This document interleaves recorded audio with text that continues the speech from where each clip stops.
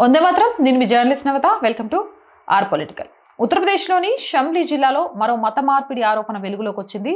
భావుఖేడా గ్రామానికి చెందిన ఓ హిందూ కుటుంబం తమ కుమారుడిని ఓ ముస్లిం మహిళ బలవంతంగా ఇస్లాం మతంలోకి మార్చిందని పోలీసులకు ఫిర్యాదు చేసింది. అలాగే తమ కుటుంబానికి చెందిన 22 ఎకరాల భూమిని ఆమె పేరుపై బదిలీ చేయాలని ఒత్తిడి తెస్తూ అంగీకరించకపోతే ప్రాణహాని కలిగిస్తానని బెదిరిస్తున్నట్లు బాధితుడి తండ్రి ఆరోపించాడు.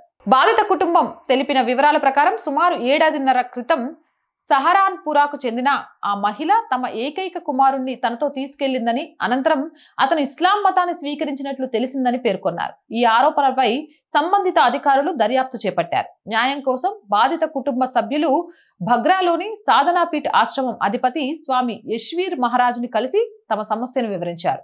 ఈ అంశంపై స్పందించిన స్వామి యశ్వీర్ మహారాజ్ వీడియో సందేశం విడుదల చేసి ఘటనపై సమగ్ర విచారణ జరిపి బాధ్యుతులపై కఠిన చర్యలు తీసుకోవాలని పోలీసు యంత్రాంగాన్ని కోరారు.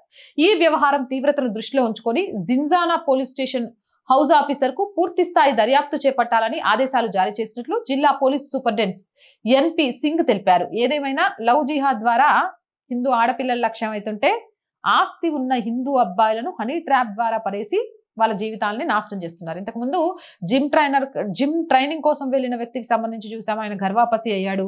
అలాగే ఈరోజు ప్రేమ పేరుతోటి మతం మార్చి డబ్బుల్ని వసూలు చేసే మరో హనీ ట్రాప్ కేసు చూసినాం. ఏదేమైనా హిందూ అబ్బాయిలు మీరు కూడా తస్మత్ జాగ్రత్త.